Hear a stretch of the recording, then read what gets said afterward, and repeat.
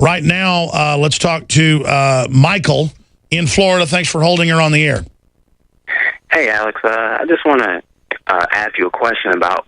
I listened to you as a college listener. I just wanted to get your opinion on the status of college education, and also if you have any advice for students like me who are kind of aware of what's going on within the government and all this stuff they try to deploy on the college students. And if you have any advice for any college listeners who are aware of what's going on around. Well, they try to get you in a groupthink. It's a great question. And then make you think that leftist ideology is the only moral ideology. And they try to restrict and ban everybody else. But then they also deftly act like only conservatism is the only other choice. Mainline republicanism that's absolutely despicable on many fronts.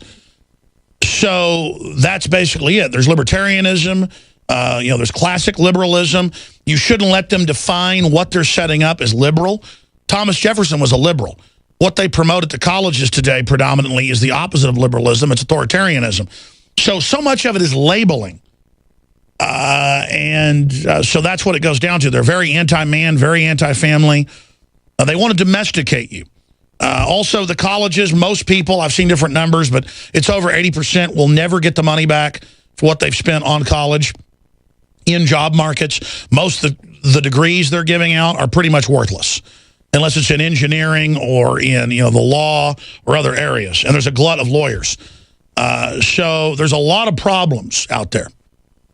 And I'm not saying college isn't for everybody.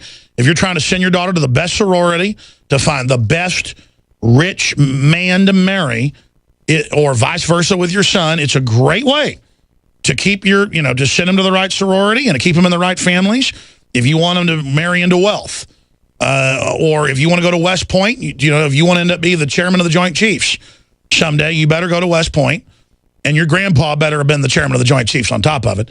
And then you better also get, 3 Purple Hearts in combat and have 160 IQ and, stuff like that. But, I mean, there are reasons to go to college, but most of you are there to just pay for the institution and you're being used.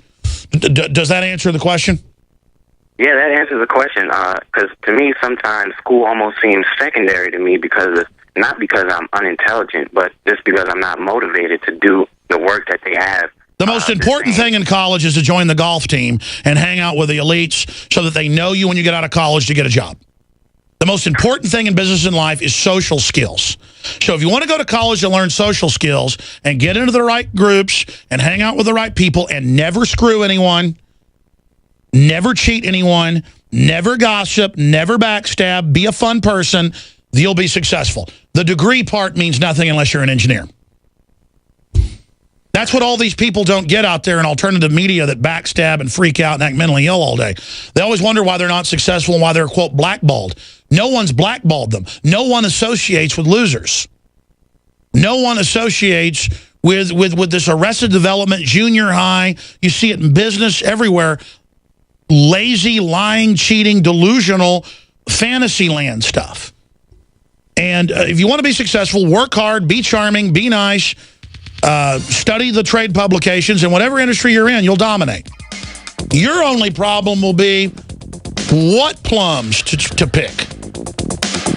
Look, anybody can go start in a major boom city, a tree trimming company, and be very charming to the people's houses you go to and get a good name, and you'll be trimming everybody's trees on the block, and you're going to live in a $500,000 house and have a crew of 50 people working for you. I can go do that right now, okay? Stay with us.